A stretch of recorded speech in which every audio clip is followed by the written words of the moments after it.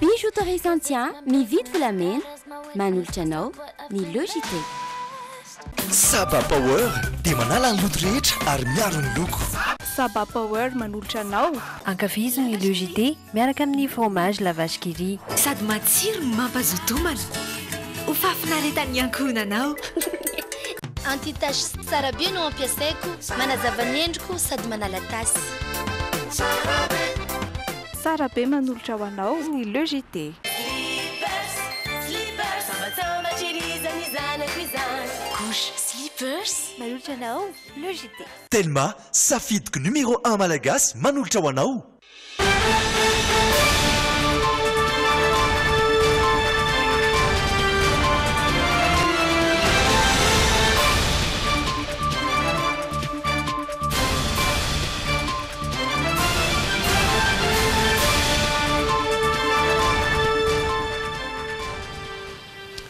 Fanitafahona amintsika rehetra indray atao anatin'ny Logité miarabantsika rehetra amin'izao fasivy ny volana febroary izao iretin'ny lohateny ho an'ny tapany voalohany. Fahadisoana teo ampikirakirana ny antotanisana faute de saisie no nahatonga ireny tarehimarika ireny raha nambarany tale jeneraly ny ARMP tamin'ny ity androany. Tontosa androany fiainana ambony eo anivon'ny fitsarana avy momba ny lalam-panorenana.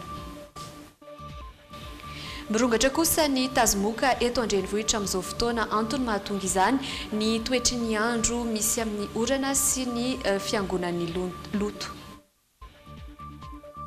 Mahery ny 700 ireo vehivavy malagasy amin'izao fotoana izao no voan'ny omamiada ny vozo ny tranonjaza eto Madagasikara.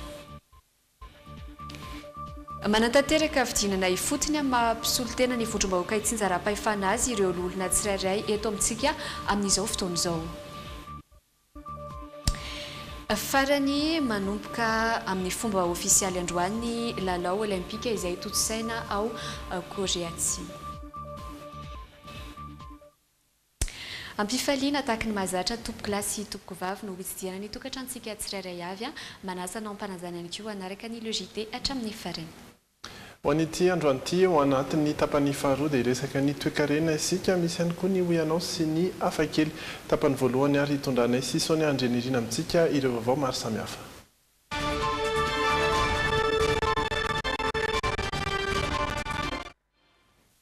Mahakasika ireo fiparitahan'ny tarehimarika izay hita tao amin'ny tranokalany RMP nahitana fandaniam-bola mihoapapana tamin'ny taona 2024. Mikasika izany indrindra dia nitondra fanazavana androany ny tale jeneraly ny ARMP na ny koa ny sampandrarama indrindra ny tsenam-barim-panjakana nitondra ny antony mety nahatonga izay fahadisoana izay hoarahantsika tao anatin'ny fanadihadiana ary ny antsipriany mahakasika izay eo amin'ny sariny Doda Rajarinjato. Fahadisoana teo ampikirakirana ny antotanisana faute de saisie no nahatonga ireny tarehimarika ireny raha ny fanambarana nataon'ny tale jeneraly ny ARMP sampana mandrindra ny tsenam-barim-panjakana. Tsy ireny nivoaka tao amin'ny tranokala ireny ihany koa hoy izy no tarehimarika tena marina fa tombana amin'ny fifanarahana izay ho atao ihany izany. Raha ny fanazavany hatrany dia mihoatra aotra telo amin'ny tarehimarika tokony ho izy ireny nivoaka tamin'ny tranokala ireny. Sorona fa ireny chiffre reny dia zay le izy ihany aloha amin'izao ny fahitanay dia fahita zany fa tamin'ilay chiffre hitasika reny miampy 3-0 adivantolo izy reny. Zay ny fipetraky izy miampy 3-0 daholo. Ohatra zany 1 milliard misoratra ao 1 million dia tena izy rehefa tena jerena dia zavatra. Ohatra raisiko zany manazavako azy. Fa ny chiffre exact sika mahita amin'ny rehetrarehetra. Zay aloha zany le izy. Anazana sy zany na eo ary zay fahitana ohatra nefa izy zany izay sady mehitanay dia zahay miteny hoe sy maintsy mandeha ny fikarohana. Efa manao ny fanadihadiana sy ny fikarohana rehetra ny eo anivon'ny ARMP amin'izao fotoana mba ahafahana mamoaka ny antotanisa tena marina sy mamantatra ny tena ny aviany ny fahadisoana. Fa ny resantsika eto kosa ny ao anatin'ny sika ny ARMP dia tsy mivoana afa-tsy tsy mihoatra zany, tsy afaka hiteny zany RMP hoe zao ny montant payé mikasika an'io contrat io na zao ny ianina tsy zay le ao anatin'ny sitany RMP fa ny ao anatin'ny sitany RMP dia mijany amin'ilay hoe ity ilay phase finale au niveau des participants. Ny tale jeneraly ny ARMP sy ny DGSI na ny tale jeneraly misana ny fikirakirana ireo antotan-kevitra eo anivon'ny ARMP moa no nitondra fanazavana mikesika ity tarehimarika izay hita tao amin'ny tranokalan'ny ARMP ka niteraka resabe tao ao ity androany. Andrasana araka izany ny valiny izay fanadiadiana ataon'izy ireo izay. Raha ny fanazavana voaray tety an-toerana hatrany dia mety amin'ny herinandro avy io no amoahan'izy ireo ny antotanisa marina mikasika ity raharaha ity. Fa raha hafa indray kosa mahakasika ny Osinarfa dia nampiakatra fitsarana ambony ny didim-pitsarana izay nanameloka azy ho 3 taona an-tranomaizina i Osinarfa. Tokony hontotosaina tamin'ity androany ity moa io fotoam-pitsarana io saingy niemtra ho amin'ny fahasivy ny volana martsa ho avy izao indray. Taorian'ny fangatany mpisolo vava ny fiarovana tsy mbola tratra ny mpitandro filaminana frantsay kosa atreto aloha i Osinarfa araka ity fanadiadiana izay nataony jeriatoara ity. Nomerio ny fitsarana 3 taona an-tranomaizina tamin'ny volana novambra i Osinarfa taorian'ny fitoriana nataon'olon-tsotra taminy. Meloka noho ny fikasana anatanteraka fakana ankiriny sy fakana vola ankiriny tamin'ireo olona ireo ilay frantsaika nalefisa azy teny Tsiafa. Herinandro vitsy taorian'io no nitsokin'ny fonjy i Osinarfa enjehina noho ny fisandohana andraikitra sy fanatanterahina fakana ankiriny ihany koa ny tenany. Tao amin'ny efitrano fahadimy tao amin'ny tribonaly Anosy no tokony tanterahina ny fitsarana ny raharaha Osinarfa androany taorian'ny fampakarana izay nataony sy ireo mpisolo vava azy. Tsy tontosa nefa izany fa nangataka fanemorana ny mpisolo vavan'ilay frantsay. Niatrika tao amin'ny tribonaly ary nilaza ny ho efa vonona trany ireo mpitory. Raha motifa nilazainy teo aloha dia hoe mbola misy piesy andrasany ny constituen'ny défense satria izy moa izany anisan'ny nanao fampakarana koa fa tsy afa-po tamin'ilay didiny voaka tany amin'ny ambaratonga voalohany. Zay dia efa vonona foana izay. Zay moa mampitory anay izany dia vonona foana izay. Ny fahasivy ny volana martsa izao no ifamitoana eny amin'ny fitsarana ambony ao amin'ny tribonaly Anosy ireo mpifanandrana. Mbola karohina kosa i Osinarfa hatramin'izao. Tsy aivina fa efa namoaka didy fampisamborana an'ilay lehilahy ny fitsarana frantsay. Mahakasika indray kosa ny HCC dia totosandroany ny fiainanan'ny mpanolontsaina ambony eo anivon'ny fitsarana avy momba ny lalam-pandrenana Rabe Tokotany Tahina. Vory avokoa araka izany ny fepetra mahafeno sivy ny mpikambana eo anivony ity fitsarana ity. Nanotrona ny fotoam-pitsarana tamin'ny fomba manendriketrika moa no andraisana izany ny filoham-pirenena Hery Rajaonarimampianina izay lanonana toy ny fitsarana avy momba ny lalam-pandrenana teny Ambohida nisy nanatrika izany ihany koa Rindra Tahiry sy Kasambola manana ary mitatitra amintsika ny antsiprim-baovao. Tavaverina ho sivy manomboka izao ny isan'ireo mpikambana eo anivon'ny fitsarana avy momba ny lalam-pandrenana na ny HCC. Rabe Tokotany Tahina no nameno izay isa izay ary anatevina ny isan'ireo mpanolontsaina avy momba ny lalam-pandrenana taorian'ny fahalasan'ny Raharsan Ranoroarifidy Yvonne Lala Herso ny volana martsa 7 sy 20. 7 taona tsy azo avaozina ny fotoam-piasan'ireo mpikambana mandrafitra ny fitsarana avy momba ny lalam-pandrenana. Voalaza ao anatin'ny fianianan'ireo mpikambana ny tsy fiandaninana amin'iza na amin'iza mandritra ny fandraisana fanapahan-kevitra ankalalahana, ny fanajana ny lalam-pandrenana sy ny lalàna manan-kery ary ireo foto-kevin-dehibe raiketiny no any mibaiko ireo mpikambana amin'izany. Namafisy ny filohan'ny fitsarana avy momba ny lalam-pandrenana izay fahaleovantena izay.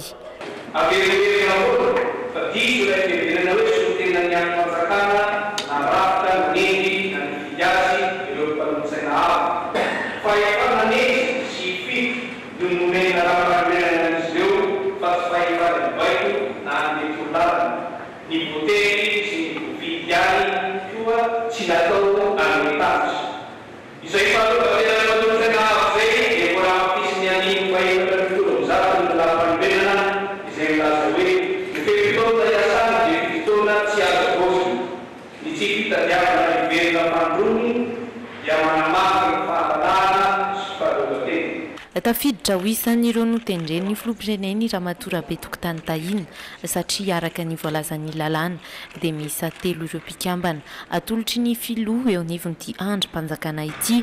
Izy dia efa isan'ireo lany mpikambana ao amin'ny CSM filakevitra ambonin'ny mpitsara tamin'ny taona 2012 sy 2020. tonga nanome voninahitra ny fitoam-pitsarana manetriketrika androany ankoatra ny filohan'ny repoblika Erajonarmampianina ny solotena ny filohan'ny anteny merandolona ny filohan'ny anteny meram-pirenena ary ihany koa ny prime ministre lehibe ny gouvernemanta. Fa iresaka ny mahakasika ny fahasalamana isika misy ihany koa ny vaovao politika sy ny vaovao mahakasika ny fampianarana miandratsika orin'ireo dokam-barotra ireto.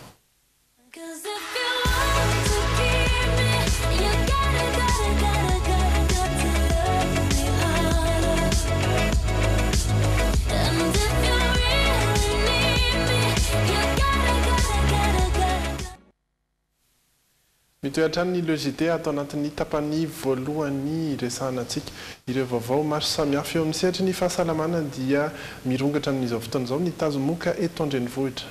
Antony mahatonga izany moa ny toetrandro amin'izao fotoana izay mahatonga ny rotsakorana ka mahatonga ny fivangonan'ny loto etsero ny tsimokaretina izay mifindra amin'ny alalan'ny rivotra hatreto dia ny fihinanana voankazo sy ny sakafo voajanahary ihany no torohevitra nomen'ny mpitsabo ary ankehitriny fanazavana voarainy irina Andriamalala sy Anja Rakotonorainy ity. Mamely faritra maro amin'izao fotoana izao ny tazomoka ho an'ny renivohitra ny tombo ireo olona anatina mpitsabo taorian'ny rivo-doza ka tsy mbola mitsahatra mandraka ankehitriny. Misy tsimokaretina miparitaka vetivety amin'ny alalan'ny rivotra iainana sy ny fahamandon'ny tany ny fanazavana. Ho an'ity mpitsabo iray ity, folo isan'andro ny olona voan'ny tazo raisina eto ary amin'ny salataona rehetra. Gripa mitondra tazo, izay fahitana azy, gripa mitondra tazo, somary mahery vaika kely zany izy. Io zany mitondra tazo dia isan'ny hoetiny dia kohaka. Ny sasany tena mikohaka be mihitsy, ny sasany dia tsy mahazo tory. Etsy ankilany, ny ministera dia miezaka manao ny ady amin'ny tazomoka mba hampidina ny antotanisa izay nahafatesana olona 12 tamin'ny taondasa. Isy ny fidinina ifotony eto an-drenivohitra sy any amin'ny faritra ambanivohitra toa ny Benenitra sy Sakara anentanana ny olona amin'ny ady amin'ity aretina ity. Zay eritreretina hoe mety mbola ho avo ny tany palio dia ampidinina amplansra zay zany zay mbola misy district ampidinina le izy hidina any amin'ilay tsona hoe prélimination sy élimination. Hatreto, ny sakafo voajanahary ihany no antoka iray adina amin'ny aretina toy ireny raha ny fanazavan'ny mpitsabo. Izy ireny izay manome hery fiarovana ho an'ny vatan'olombelona. Ny tena fiarovana dia atao tsaratsara ny sakafo, mihinana sakafo be vitamine, ohatra hoe citron, mba manao jus de citron ohatra, dia mihinana crudité, manao ny salade de fruits, reny zany mitondra vitamine zany regny dia tsara mba manao an'ireny zany any an-trano zany. Ankalazainy eto Antananarivo ny andro natokany adina amin'ny tazomoka amin'ity taona 2022 ity. Anatin'izay fahasalamana izay hatrany dia maro ireo vehivavy malagasy izay voany homamiada ny vozon'ny tranon-draza. Tansina mandrapatonga ny taona 2024 araka izany ny ampienana io io raha nambarany ministry ny fahasalamam-bahoaka tamin'ny Pierre Razafindramanana sy Dolpha Rakotoniainy. Anisan'ny vahaolana naroso iadina amin'izany homamiadana izany kosa ny fanaovana fanatanjahantena isan'andro eo ihany koa ny fanaovana fitiliana. Horatsika vetrany ary ny fanadiadina. Antony maro no mahatonga ny homamiadana eo amin'ny olona iray. Eo ny fifohana zigara sy ny fisotroana zava-mahadomelona mihoatra amin'ny fetra, ny falitony ny tontolo iainana izay mitarika ny fiombon'ny aretina. Raha ho an'ny homamiada ny vozin'ny tranon-jaza izay mpahazo ny vehivavy malagasy, tamin'ny taona 2022 izao dia tonga hatrany amin'ny 2,000 mahery ireo vehivavy malagasy von'izany.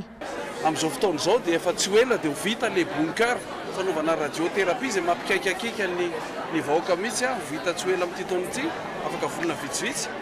Dia ho sokafana tsy ela koa no fiarah-miasa amintsika reo namana avy any ivelany ny cobaltothérapie izay efa maty nanomboka tamin'ny 2009 ETB Falatanana zany amin'ny ady amin'ny homamiadana izany. Ny service ny fitsabonany homamiadan'ny zazakely moa dia na le hoe oncologie pédiatrique dia efa tena vaovao tanteraka izy amin'izao fotoana izao. Ankoatra ny fanaovana fitiliana maimaim-poana eny anivon'ny toeram-pahasalamana ireny dia manampibetsaka ihany koa ny fanaovana fanatanjahantena. Ny fanaovana sport dia sady vita hoe fisorohana satria raha manao fanatanjahantena intelo isan-kerinandro ny olona anankiray eo amin'ny 30 minitra eo dia betsaka reo mamiadana izay voasoloka amin'izany fanaovana fanatanjahantena izany fa ny fanatanjahantena koa dia tena fitsaboana mihitsy voalaza tamin'ny kabary teo fa mampitombo 700 isan-jato ny ataontsika hoe chance de survie izany hoe lasa mbola tsaratsara kokoa ny fiainanao 700 isan-jato ny fanaovana fanatanjahantena ary manatsara ny fitsaboana amin'izany cancer anao mamiadana izany ny fanaovana fanatanjahantena.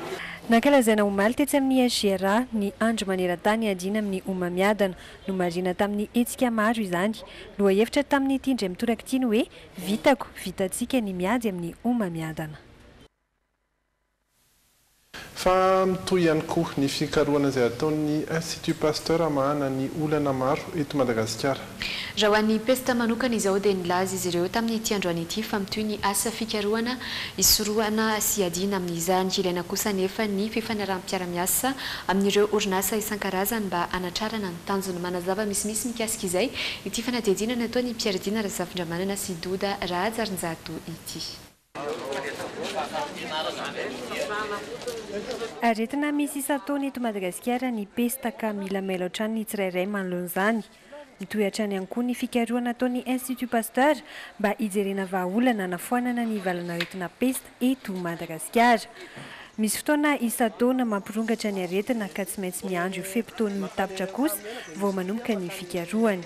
Tonga dia hoe fanampinan'ny ministerin'ny fahasalamam-bahoaka, fanampinan'ny vahoaka hiatrika ny epidemiana peste. Izay aloha natao. Sehatra maro no hanaovan'ny Institut Pasteur fikarohana izay mifandray amin'ny fahasalamam-bahoaka. Ny resaka ara-bola no ambaran'ny tale jeneral'ity institut ity ho olana tsy hanatanterahana izany. Mila fotoana maro sy mandany vola mantsy ny manao fikarohana. Ny financement ny Institut Pasteur dia mandalo amin'ny fitadiavam-bola ho an'ny fikarohana. Izany hoe tsy maintsy misy an'ireny olona fa izany bailleur de fonds angatahana vola dia tsy maintsy manomana projet fotsiny izany ny mpikaroka mangataka vola amin'ny bailleur de fonds. Nampahafantarina androany ireo orinasa tsy miankina hiara-iasa amin'ny Institut Pasteur amin'ireo sehatra isan-karazany tao ireo nanome fitaovana hanampiana ny mpikaroka. Eo amin'ny lafiny fampianarana indray kosa dia efa misy hatrany amin'izao fotoana ny fanentanana isaky ny sekoly amin'ny fametrahana ilay tetim-pivoarana ho an'ny fanabeazana ny PSE mba ho eken'ny rehetra. Tanjona ny sy ny fanavaozana amin'ny kalitao-mpampianarana eto Madagasikara. Ataon'ny fiarahamonim-pirenena misahana ny fanabeazana ho tanjona ny ahatonga ny fampianarana ho maimam-poana tsy sandaina vola. Ny hevitr'izy ireo moa hatreto izay mbola nolavy ny ministera raha ny fanazavana nentin'ny tompon'andraikitra tamin'ny Rina Andriamalala sy Anja Rakotonoray androany. Natomboka tamin'ity taom-pianarana 17/20–20 ity ny PSE na ny tetim-pivoarana ho an'ny fanabeazana. Politika mpanavaozana ny fanabeazana hatramin'ny taona 2020 ho an'ny fiarahamonim-pirenena misahana ny fanabeazana CONAMEPT. Mbola ilaina ny fanovana eo amin'ny sehatra maro amin'ny fampianarana ankoatra ny PSE. Efa sosokevitra napetraka izy ireo tamin'ny ministera ny fahamadihana ho maimam-poana ny fampianarana saingy nolava amin'ny ministera. Ankoatra izay, apetraka izy ireo andraikitra ihany koa ny fanaraha-maso ny vola azon'ny ministera avy amin'ny sehatra iraisam-pirenena. Atao izay sy ny fiantraikany mivantana amin'ny fampianarana sy ny mpianatra. Atao vaindondra arary ny fanabeazana mampiaty na ny éducation inclusive. Faniriana zany eo amin'ilay hoe famerenana amin'ilay hoe fanabeazana tsy sandaina. Tsy mbola afaka manao an'iny ny ministera, izany hoe gratuité zany mbola tsy afaka manao an'iny. Iraisana izy ireo amin'ny ministera kosa ireo voarakitra ao anatin'ny ODD 4 toy ny fanovana ny kalitao-mpampianarana, hiamafy ny fijerena ny sekoly amin'ny fametrahana ilay fanovana. Fomba nandrafetana azy dia nijery manokana ny tanjona ho fampandrosoana izay lovanjafy na ny ODD, indrindra ny ODD 4 mahakasika fanabeazana satria izany ny fanabeazana voafaritra fa tena antoko ny fahatatrarana ny tanjona hafa. Anisan'ny mampiavaka ny fiarahamonim-pirenena amin'ny sahana ny fanabeazana fijerena manokana ny fampandehanana ara-dalàna ny fampianarana. Izy ireo izay miombon-kevitra amin'ny mpamatsy vola ny fampianarana maneran-tany amin'ny tokony anokanana vola 2 miliara dolara isan-taona manomboka amin'ny taona 2022 ho an'ny fampianarana. Eo amin'ny lafiny politika indray kosa dia manatanteraka fidinana ifotony amin'ny mampisolo tena ny vondrom-bahoaka itsinjaram-pahefana azy ireo senatera tsiraray eto amintsika amin'izao fotoana izao. Mandritra izany fidinana ifotony izany moa dia manazava sy mampafantatra ihany koa ny tantara sy ny asa iandraikentan'izy ireo eo anivon'ny antenimieran-dolona no votoatiny izay fidinana ifotony izay ho an'ny loholona Ramavalisoa Antra tany amin'ny faritra Itasy distrika Anampefy no nandehanany ireo mponina tany Antoerana ihany koa dia samy nilaza ny etaetan'izy ireo tamin'izany fandalovany loholona tany Antoerana izany. Fanatiatika. Eo am-piandrasana ny fivoriana ara-potoana na tsy ara-potoana ny antenimieram-pirenena dia manatanteraka fidinana ifotsiny amin'izao fotoana izao ireo loholona tsirairay. Isan'ny loholona nanatanteraka izany fidinana ifotsiny izany tany amin'ny faritra Itasy izay adidiny ny loholona Ramavalisoa Anitra. Ny fampafantarana ny asan'ny antenimieran-doholona no nisongadina satria maro ireo olona mbola tsy nahalala izany tany amin'ny commune Ampefy. Nampianatra indrindra mikasika ny lalàna sy nampahafantatra ny hoe inona no atao hoe CNA zany. Ankoatra ireo dia noenon'ny loholona ihany koa ireo raharaha izay mampitaraina ny mponina toy ny fidangana ny vidim-piainana amin'izao fotoana izao. Fandresana ny fampizarana ny zava-misy iaina ny vahoaka tsy ifotona eo ihany koa ny resana ny toe-draharaha politika misy eto amin'ny firenena amin'izao fotoana izao voalaza tao ny resaka tsy fandriampahalemana, ny resaka vidim-piainana, ny resaka politika mihitsy. Raha tsy ahifina isan'ny solotena ny vondrom-bahoaka itsinjaram-pahefana ifotsiny ihany koa ny antenimieran-doholona. Ao anatin'izay tontolo politika izay hatrany dia nisy ny fihaonana no tanterahan'ny antoko hery vaovaon'i Madagasikara niaraka tamin'ireo antoko hafa eto Madagasikara. Fihaonana izay niompana indrindra tamin'ny fiainam-pirenena ka nampitoviana ny fomba fijery eo amin'ny tsy fanekena intsony ny fanakorontanana ara-politika sy ny famelana ny vahoaka hifidy ankalalahana. Tamina antoko maro ny HVM nahitana solotena tamin'izany ohatra ny MTS, ny leader Fanilo, ny asa vita ny fampitsarana, ny refondation totale de Madagascar sy ny maro hafa. Hevitra fototra iarahana manana ny fanasoavana ny firenena, hoy kosa ny filoha nasionaly ny HVM nandritra ny dinika ny arahana tamin'ireo tompo-sehatra ara-politika avy amin'ny antoko samihafa ireto.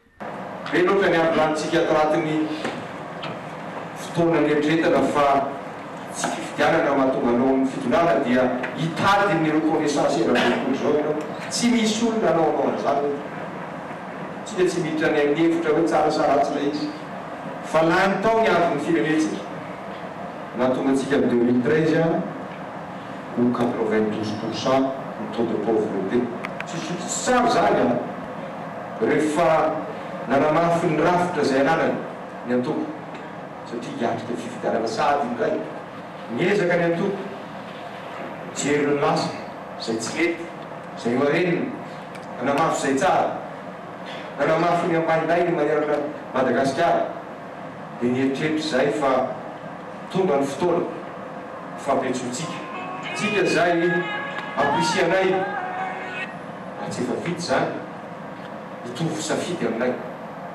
eo amin'izay lalany fifidianana izay. Tanjony eto ny ampitovy tadondokanga ka tsy hanekeny intsony ny fanakorotanana ara-politika ary amelana ny vahoaka hifidy sy hamaritra izay olona hitantana azy ankalalahana ho hiatrany ny filoha nasionaly ny HVM. Eo amin'ny sehatry ny toe-karena indray kosa dia niezaka nandinika ny fiainan'ny federasiona ny birao mpanatanteraka eo anivon'ny federasiony orinasa madinika sy salantsalany misehatra eo amin'ny asa vaventy na ny antsoina hoe FPME BTP. Tafiditra tao anatin'izany moa ny mahakasika ireo vola tsy mbola voalohan'ny fanjakana ny fandimby hatrizay sy ny fahitana ihany koa ireo asa fanamboaran-dalana izay mizotra amin'izao fotoana izao tany an-toerana nanatrika izany tamin'ity androany ity Andry Lalaina Andriamasy sy Misa Razafijatofo.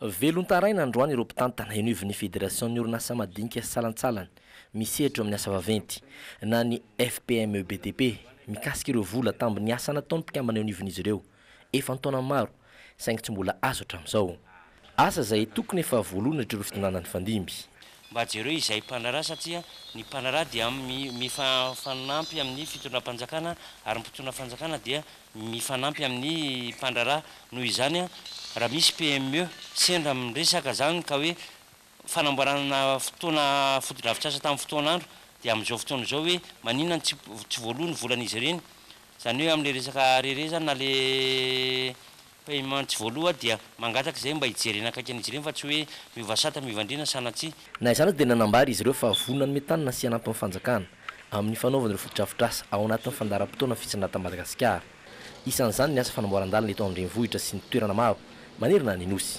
misy ny fananjarana tokony atao zay hoentina eo amin'ny atsehan'ny fitondram-panjakana mahefa zay efa hita miezaka amin'izao fotoana izao dia ny fanamboaran-dalana mba irinay mba hoe aloha atao amin'ny andro tsy avorana zany satria ny fotoam-pahavaratra raha iny ny entina anamboarana ny lalana dia lasa tsy maharitra le izy satria tsy zavatra zay manatao dia ratsy ny assainissement dia mety ho ratsy koa ny zavatra zay ho atao dia tsy maharitra le izy noho izany jerena akaiky zany reny dia mandefa sosikevitra ny PME BTP hoe andao hiary isikintsika ny fitondram-panjakana mila ny mpandrara mila ny fitondram-panjakana dia vonony zay an'olo-tanana amin'izay fiaraha-miasa mety ho azo atao hanatsarana ny firenena sy fampandrosoana ny firenena sosikevitra ireo tompona andraikitry ny FPME BTP ihany koa ny fanamboarana ireo lalana amin'ny beton izay efa nampiasaina tamin'ny filalam-pirenena fafito sy ampahan-dalana maro eto andrenivohitra any ivelany dia nanomboka tamin'ny fomba ofisialy androany ny lalao olimpika ny Pyeongchang Isany nanamarika izany lanonana izany moa ny fifandraisan-tanana ny fanaovan'ny filoham-pireneny Korea Rotonta izany hoe Korea Atsimo sy Korea Avaratra. Ankilan'izay kosa nefa dia misy amin'ireo mponina ao Korea Atsimo no manohitra ny fahatongavan'ny delegasiona tavaratra manatrika izay lalao olimpika ny Pyeongchang izay. Fanadihadiana. Mikatony eto Korea Atsimo ireo delegasiona ofisialy koreana tavaratra andray anjara amin'ny lalao olimpika ny Pyeongchang. Delegasiona ofisialy izay tarihin'ny Kim Yong-nam, filoham-panjakana ny Korea Avaratra. Anisan'ny miaraka aminy ihany koa i Kim Yong-chong izay anabavin'ny Kim Jong-un. Ireto zany ny manam-pahefana sy olo-mpanjakana ambony koreana tavaratra mitsidika indray ny Korea Atsimo hatramin'ny nifaranan'ny adiny Korea. Ankilan'izay anefa misy amin'ireo mponina eto Korea Atsimo no manao fihetsiketsehana manohitra ny fahatongavan'ireo delegasiona ofisialy koreana tavaratra amin'izao lalao olimpika ny Pyeongchang izao. Misy ihany koa anefa ny maneho hevitra mifanohitra amin'izay ka milaza fa efa fambarana tranga tahaka izao fa azo antenaina ihany ny ampiraisana ny Korea Rotonta. Azo lazaina ho isan'ny nanamarika ny tantaran'ny Korea Rotonta kosa ny fifandraisan-tanana teo amin'ny filoham-panjakana koreana tavaratra sy koreana tatsimo. Fotoana fohy mialohan'ny nanomboana tamin'ny fomba ofisialy ny lalao olimpika ny Pyeongchang.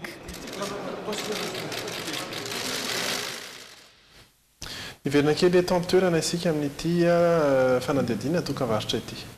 Amin'izao akatoky ny fetiny mpifankatia izao dia misy ny tolotra manokana izay ataon'ny trano fisakafoana 19°C ety Ankorondrano ho arahantsika ato anatin'ny fanadihadiana toka-varotra ny tsara ho fantatra rehetra mikasika izany. Efa manakaiky ny fetiny mpifankatia noho izay indrindra dia mikarakara etsika roa ny restaurant 19°C eto Ankorondrano ny 4 5 4 febroary ho avy izao. Ity restaurant ity izay efa matianina amin'ny sakafo. Ny tena hoe mampiavaka ny eto moa zany dia ny buffet pas cher izay ny filazan'ny zareo azy satria 39 000 ariary monja dia efa misy an'izay hoe buffet à volonté izay misy ny entrée plat ary dessert mazava ho azy. Ho an'ny mpifankatia izay hoe manao réservation ato dia misy ny kilalao amin'izay hoe alin'ny fetin'ny mpifankatia izay izay mety azahoana week-end ho anareo roa kely any mety hors garden moa zany dia amin'ny aliny io zany no atao tirage au sort dia raha tsara vintana ianareo roa kely dia tsy alovola ny sakafo buffet ato sady mahazo an'izay hoe nuitée week-end izay ho anareo roa. Zivery anjara amin'izay ihany koa ny amin'ny 15 febroary ho avy izao izay andrasana ny taom-baovao ny Sonoa marobe ireo hetsika fa nomanina amin'izany iba antoerana mandritra io fotoana io ny kolontsain'izy ireo akoatran'izay mbola mitohy ny fahinambin'ny folo ny volana febroary fankalazana izay hoe fety makotrokotroka ny taom-baovao andro zareo sinoa izay dia ny groupe Elizandray no anao an'izay fanentanana izay ny animation zareo amin'ny CFLC moa zany animation chinoise dia ny magie ihany koa izay mampiavaka ny fanentanana eto satria miaraka amin'ny mihaja miaraka amin'ny karazana hypnose anatin'izay hoe fanentanana izay koa aza misalasala ary tonga ety amin'ny 19 degré C amin'ny 14 15 14 febroary ho avy izao fa tsy handisy fanantenana anao izy ireo. Izay ireo vaovao maro samihafa nentina tamintsika ireto indray kosa miandrantsika ao anatin'ny tapany faharoa androany. Anaraka fanadiadiana manokana momba ny fikarakarana sy ny fitaizana alika isika ny oalina ao anatin'ny zanam-pandarana toe-karena. Ny vavaka alohan'ny sakafo izay kosa no nantaniana ireo sendra ny fandraisam-peo ny logité atao anatin'ny oyanao. Ary ao anatin'ny hafakely fiarakodia iray izay nalefa teny anabakabaka teny ary navarinany maro izay no tanterina amintsika ao anatin'ny insolite miandranao ao aoriana ireto dokam-barotra vitsivitsy ireto iarahanao amin'ny rizatahiana sy ny vahiny hafakely ny tena kosa dia mametraka ny veloma ho amin'ny manaraka indray.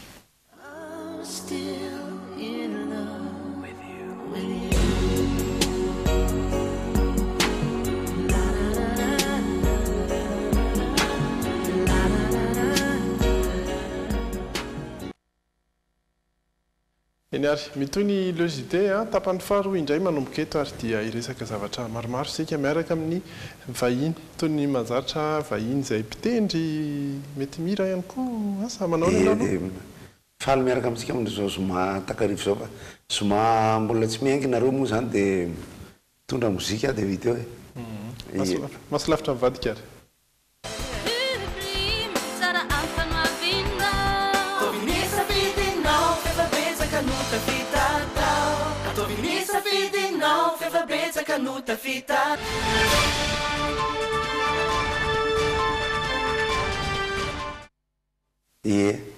ao anatin'le zoma mahafinaritra moa tsika izao ary fantatritsika fa misy ny fampisehoana ohatr'izany misy ny aoaritra nataony RTG dia nanao fanomeza amboninahitra Johnny atao anatin'le izy zavatra mahafinaritra aloha zany dia zao hoe Johnny efa any Saint-Barthélemy izy fa be dia be ny miantso amin'le izy dia misy fotoana ny tena ohatrany misalasala fotsiny fa misy fotoana hoe andao rangaha dia ozy le olona hoe maninona raha manao Johnny izy ohatr'izany tsy haiko ny hira rehetra fa herinarana angamba fa misy koa no miteny hoe menao tokoa le mihira sy ohatr'izany fa dia ataoko eto fotsiny dia averina eto le izy satria misy tsy nahita any salut tsy izy rehetra koa ny atao dia rehefa avy eo tsika resaka zavatra fa zoma moa ny andro zao ary dia isaorana ny fifamovoizana fa tonga ihany 10 minitra taloha zao mbola teny amin'ny rond-point Tanimena.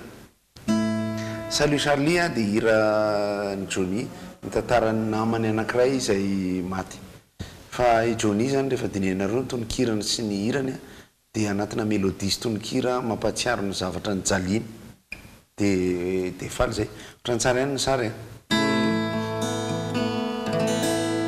Un bout de prière, 2 poignées de terre, pas de fleurs, pas de curé.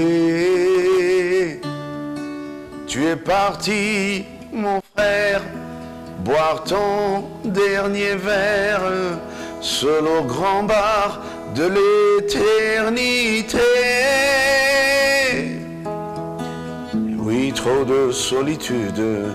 Tu avais l'habitude de vivre ce semblant de vie. Nos rires et nos histoires, nos misères et nos gloires, c'est fini. Salut Charlie. Tononkira dia mitantara hoe inona zavatra ny ainana et je boirai pour deux.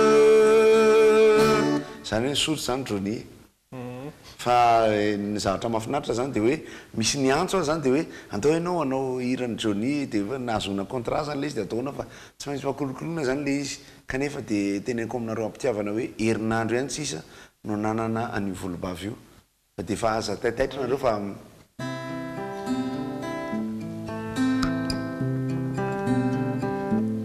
ne t'en fais pas, on a toute la vie. Pour oublier tout ça, il nous reste toutes les nuits. Pour faire l'amour, autant que l'on s'est trahi. À l'infini, je t'aime à l'infini. Ne pleure pas, j'ai déjà pardonné. Regarde-moi, avec le temps, j'ai déjà oublié. On peut s'aimer autant que l'on s'est menti. À l'infini, je t'aime à l'infini. Tsisy dirany alain moa zany fa de zay be de be ny hira mahafinaritra fa ohatranahako zany tsinona efa maty Johnny vao tena tsapako hoe tena tiako be izy kay rehefa hainao le hira ie ny hira milamindamina no tena haiko zany fa ny mpitendry mozika miaraka koa satria nanao fety zao zay teo niaraka tamin'ny sanda mozika dia be de be ny hira tiana atao ohatra ny hoe Lovelilay ity ny Gabriel sy ohatra zany de mahafinaritra le izy fa saingy ajaina kokoa de zay de misaotra betsaka atsika rehetra moa zany ny haino fa de atolotra anareo zany ny tenanay zay ho an'ny Johnny fa any amin'ny farantsika anao hirahira kely mba irahana fa de zany hoe amin'ny herinandro zany anatin'ny fampisehoana manaraka mety sy volombavantsony ianao fa mety anisy Johnny ihany nefa 9 febroary ao amin'ny Palais des Sports aloha tonga de efa teneniko teny zao satria rehefa natao zany somary fitsapakevy-bahoaka kely tsotsotra dia de anao Johnny izy tsy hoe Johnny de atsasakady oatra zany hira roa farafahabetsany fa tena misy ny mangataka hoe satria resam-pitiavana le izy de zara teo manao imitation zany de tsotatarena le fomba anaovanay le izy fa de ho avy eo izy androsika mbola isy fotoana koa resahana betsaka n'izay fampisehoana zay amin'iny herinandro iny fa iresaka toe-karena ary losika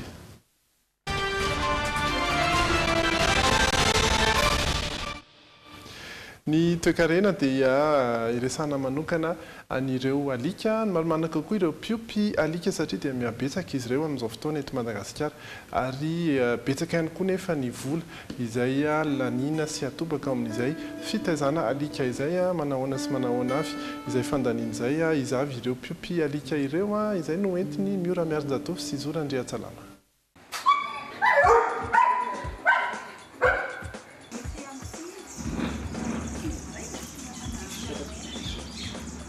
Ny alika no isan'ny namana akaiky indrindra ny olombelona araka ny antontanisa dia 500 izao ny karazana alika vao marina fa misy maneran-tany amin'izao fotoana izao. Ny coton de Tuléar irery no avy eto Madagasikara saingy ahitana karazany maro amin'ireo kosa nefa eto amintsika. Iray amin'ireo karazana alika avy any ivelany antsoina hoe Rhodesiana ridgeback ity Andrery ity nomeny ny anarana hoe Nami. Rehefa maty ny alika ny teo aloha dia nividy any Nami izy. Vao iray volana monjy Nami dia notezainy. Amin'izao efa mananika ny 14 volana ny alikany. Akoatra ny fotoana iarahany aminy, isan'ny betsaka ihany koa ny vola miala amin'ny fananana alika Ojery, voalohany eo amin'ny lafiny ara-tsakafo. Tamin'le izy mois zao vitanana Nursi 2 izy ny pharmacie tsy tadidiko ny vidana Nursi 2 le amin'ny boîte reny. De miampy lasopy légumes de totokena de izay no hoan'ny isan'andro fa ny boîte anankiray amin'ilay Nursi aloha eo amin'ny 4 jours eo ngamba ny nanany anazy tamin'izay de isaky ny lany de vidy foana de nalamy boîte anankitelo zay izy fa ny sakafo normal ninana vary sy croquette tsara amin'izay. rehefa nananika ny telo volana indray nami dia mizary ny jery tsy nomeny ronono intsony fa ny sakafo amboariny manokana na ny antsoina hoe sakafo ménagère no noezahany nomena. Amin'izao izy indraindray izy mena crokety dia fa matetika izy ménagère no meko anazy. Voatavo dia karoty dia vary dia hena eo amin'ny 1 kilo par jour eo. Prix par jour ny dépense laniny par jour eo amin'ny 5000 ariary eo zany satria efa misy fangalana hena dia tsy dia dépense be loatra. Miakatra arakaraka ny isan'ny alika nefa izay fandaniana izay mazava ho azy. Isan'ny afaka mana-profit izany i Rondi izay manana alika miisa 5 amin'izao fotoana izao. 3 taona izy nanomboka tia alika voalohany ary hatramin'izao izany fankafizany alika izay. Hita taratra amin'ireto karazana alika ireto ihany koa izany. Ao anatin'izany ohatra hoe hitantsika ity hoe ny borgne efa niompy dog argentin, maniompy dog argentin ihany koa. Ary efa nisy karazany maro hafa toy ny bull mastiff na koa hoe bulldog anglais na inava moa izy teo ny dog de Canarie koa alika avy any Espagne izy io. Ary nanana alika kelaka izay hoe niavaka tamin'ny rehetrarehetra tamin'ny fotoana nazahoako anazy ny rasin'ilay izy ity Carlin dia io alika io tamin'ny ataontsika hoe 10 taona lasa izay ny azoko. Dia tamin'izay 10 taona lasa izay izy io dia izy reka ny teto Madagasikara. Manana amin'ny staffany koa amin'izao dia misy manana kany kokosoa fa izay tsy mipetraka ato amiko. Dia mitombo eto ny fahasahiranana ny Rondi satria samihafa arakaraka ny habean'ilay alika misy eto aminy ny sakafo omeny. Ny crokety aloha no nisafidiany ho sakafo fototra omena ireo alikany. Samihafa ihany koa ny fotoana hanomezany sakafo ny alikany satria safidiany in-3 isan'andro ny hanomezana sakafo ny alika latsaky ny enim-bolana. Miova indroa na indray mandeha kosa izany raha ho an'ireo alika efa 10 volana mahery. Nosafidiany crokety ho an'ny alika satria mandany fotoana ho izy raha anamboatra sakafo manokana. Mandany fotoana ilay izy, tena mila finiavana ary manaraka izany mbola mety tsy hatratra ilay besoin tadiavin'ilay alika. Misy karazany ihany koa ny crokety vidiany Rondi. Eo ireo crokety izay omen'ny alika kely latsaky ny 4 bolana antsoina hoe crokety premium sokajiana ho tsara indrindra. Vidiany manomboka ny 5,000 sy 2 ariary hatramin'ny 5,000 sy 2 ariary. 12 kilao avy hatrany no tonga dia vidiany. Izay 12 kilao izay maritra iray volana raha in-3 no manome sakafo. Izy ilay mbola kely iny ao anatin'ny fotoana iny izy mila tena mitandrina be mihitsy. Noho izay ny ampiasaiko crokety le qualité ambony mba azahoan'ireo otrikaina rehetra ilaina amin'ny fitombony zany. Ho an'ireo alika lehibe indray crokety natokana ho an'ireo alika lehibe mihitsy no omena ary tsy mifanalavitra amin'ny vidina crokety natokana ho an'ny alika kely ny vidiny. Eo amin'ny faharetany no samihafa satria ela kokoa ny 12 kilao vao lanin'ny alika lehibe ho i Rondi. Antony efa misy ny fanampina sakafo toy ny hena omeny ary miena indroa ny hanomezany sakafo isan'andro na indray mandeha indraindray. Araka izany mety ohatrina isan'andro ary ny vola miala amin'ny Rondi raha ireto alikany 5 ireto amin'ny sakafo fotsiny. Ataontsika mirevenir amin'ny 10,000 ariary par jour isan'andro par chat. Eo amin'izay sakafo natokana ho an'ny alika izay hatrany isan'ny orinasa efa mpivarotra sy mpanafatra sakafo manokana ho an'ny alika na crokety ity hozerentsika manaraka ity. Izy ireo izay efa nisy teto amintsika nanomboka ny taona 4 sy 2000 tao anatin'izay 10 taona izay tsy nitsahany tombo ireo mpanjifa malagasy teto aminy. Tamin'ny 2017 ohatra dia ny malagasy no tena client anay. Inona ny antony voalohany indrindrany be dia be ny insécurité atao Madagasikara. Dikan'izany mividy alika daholo ny olona ary alika tena tsara no vidian'ny olona koa satria efa mahay mitaiza sy mahafantatra an'ilay rasy ilay olona izany. Manomboka amin'ny 5,400 ariary ny crokety kilao eto ary tafiakatra hatrany amin'ny 5,000 sy 2 ariary ny vidina crokety lafo indrindra raha ho an'ireo tsara kalitao milanja 12 kilao. Ny tena hoe crokety be mpividy dia ny ao amin'ny giant pupille izany hoe malagasy izany tia alika molos lehibe vavy ireny zany. Le vidin'ilay alika aloha zany lafo dia noho izay hoe mahalafo an'le alika izay a dia sarotiny be kory zareo amin'le sakafo mena an'le alika. Tsikaritra ity orinasa mivarotra krokety ity mitombo hatrany ny malagasy mpanjifa eto amin'izy ireo sy misafidy ny krokety ho sakafona alika. Raha jerena fotsiny ao anatin'ny ray andro dia misy olona 20 eo no mandalo eto. Ao anatin'le 20 eo amin'ny 15 eo no maka sac de croquette na 15 kg anankiray. Dia ao anatiny eo koa misy ny nouveau client. Isan'andro zany izay dia misy nouveau client foana eto tonga liana amin'ny fanazavanay hoe inona ny antony nanomezana croquette ny alika. Raha izay ny mikasika ny sakafo, isan'ny ahitana taratra ny fikojakojana ny alika ihany koa ny fitandronan'ny fahasalamany.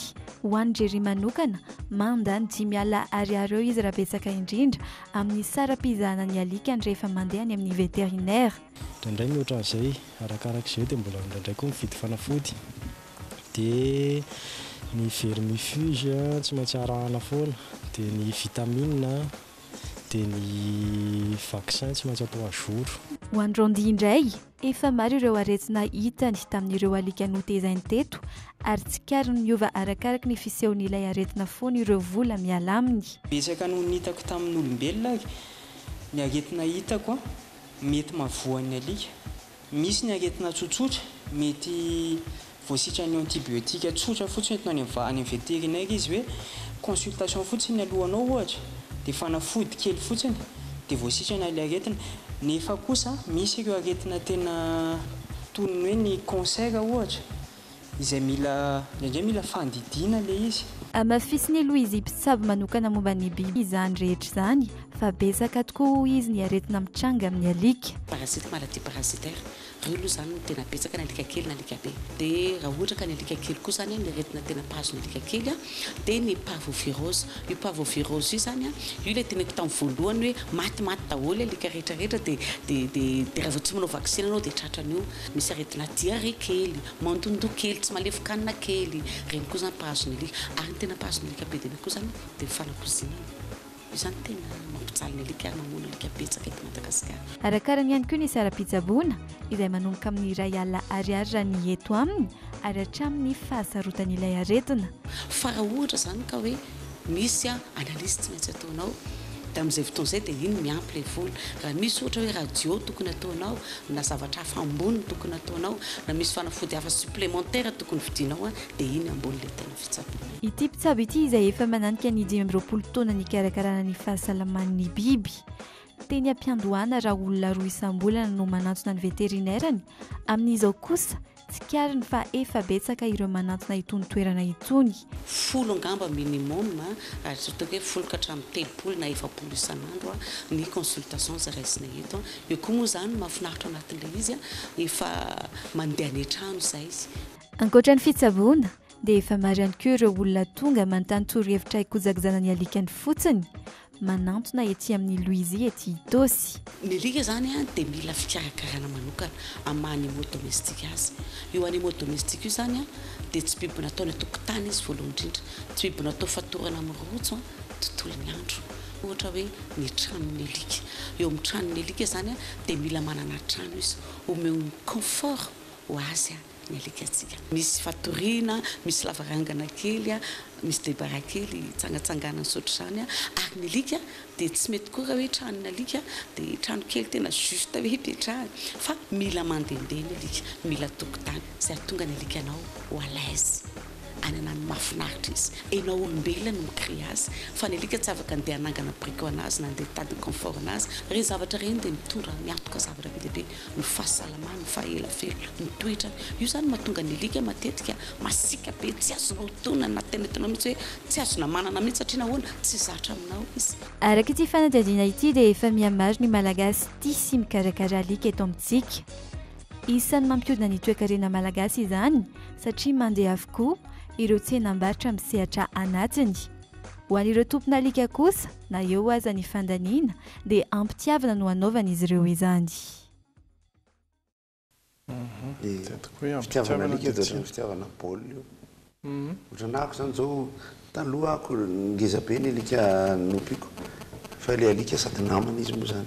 Fa amin'izao zany alika kely daholo aloha fa afaka ampiarahana ihany reo aloha ny anazy zao ny alikako folo fa le izy ny olana manko an'le olona le asainao mikarakaran'le izy a sarotra ho azy no manaiky an'le hoe ny vola lalinao amin'ny sakafonao ao an-trano kely mihoatra amin'ny vola ikarakarana ny alika fa ny alika kosa aloha mahafinaritra ne rehefa ohatra zao ianao manana alika chien de salon reny dia miteraka ry zareo dia eo amin'ny izy voateraka mandra-pahatonga azy enim-bolana tena mahafinaritra ohatra nahako zany tsinona nisy fotoana zao ohatra hoe 10 ny alika atao atokotany dia ny mikarakara azy aloha ianao tsy manam-potoana hoe arak'ilalaovana aminy tsy ampy satrinao aza tsy asa tsy voaka ny trano fa miaraka aminy eo dia ny anazy zao ny zavatra ao andramako zany satria kamokoroso zao tena mba tiako zany le ohatra maramara reny zany dia ny anarana moa tsy dia tena fantatro fa zay zao ny hitako tena isoraka tena dia ohatra no azo ampiarahana ihany le izy satria ny any tena tiako alika ngeza fa ny mikarakara azy tena tsy maintsy mila olona tian'le izy miaraka amin'ny isan'andro fa le folo ao zany zao misy olona mikarakara ianao fa hoe kely tsy dia mila zao zany papillon de coton de ireo dia misy alika anankiray izay tsy tena fantatro ny anarany satria mifangaro le izy misy moa alika batara zany fa ny volony lava be dia mahafinaritra izy rehefa miazakazaka eo tokotany eo sady miaramonina amin'ireo le kelikely ireo zany dia mahafinaritra ny anay zao ohatra hoe mandritra herinandro ny tokotany foana dia rehefa tonga ny alahady dia mahazo miditra ao an-trano mety azo ny olona zany fa ho an'le miope alika dia mahafantatra an'izay hoe vaina ny trano rehefa alahady dia miaraka aminao eo izy dia izy misakafo eo dia anao eo fa tsy hoe mbola tabatra kosa aloha ie izay ny mety hoe fanadihadiana ho an'ireo mpitaiza alika fa efa mandeha antsina ny fotoana raha mpitso isika no iresaka n'ilay hoianao momba ny vavaka misy ihany koa ilay hafakely mahakasika n'ilay fiarakodizana rehefa eny amin'ny habakabaka eny a fa hijery avy hatrany ny toetry ny andro sika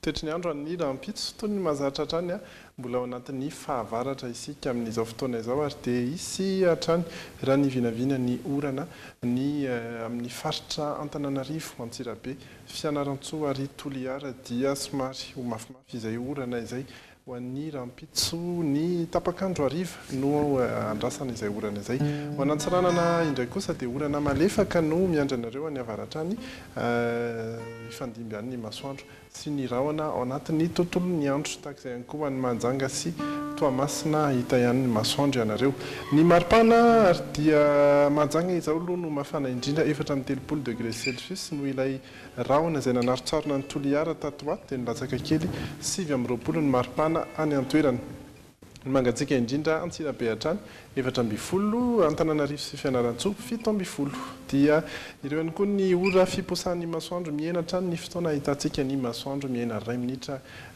miemotra 2 minitra ny fiposahany ary miena 2 minitra ihany koa ny filetehany izay ny mahakasika ny toetry ny andro fa efa ndresaka antsika ny mihira sy ny atolotra ny makafy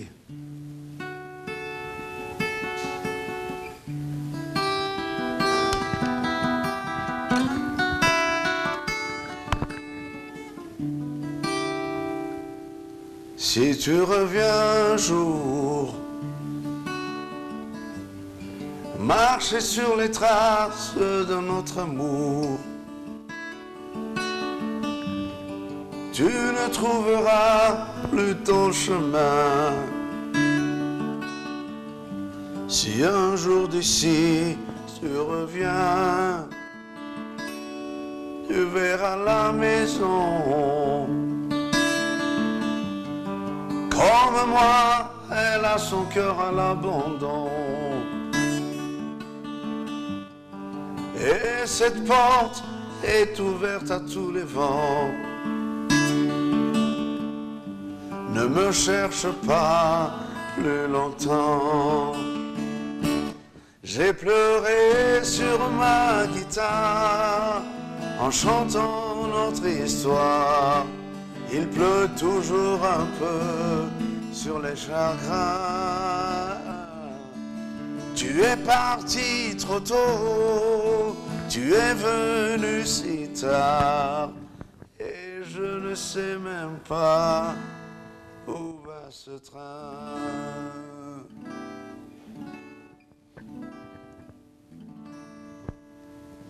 saotra anao nitondra n'izay mozika zay ary dia zay no etsika mamarana ny logité ho an'ity androanyity a raha mpitso indray amin'ny fitondra sasany fotoana manaraka tony mazatra veloma tompoko.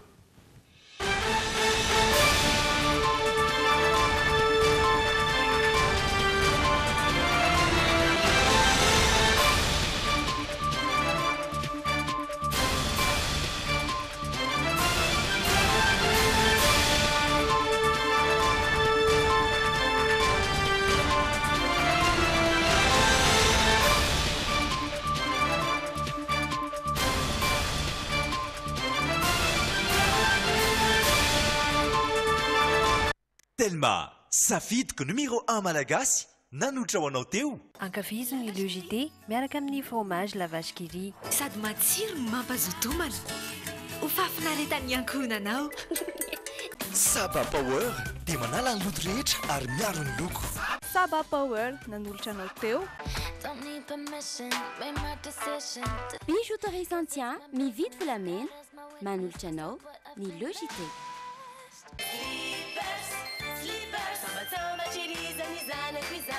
Couche slippers manolotra anao logité. Anti-tache tsara be no ampiasaiko manazava ny endriko sady manala tasy. Tsara be nanolotra anao teo ny logité.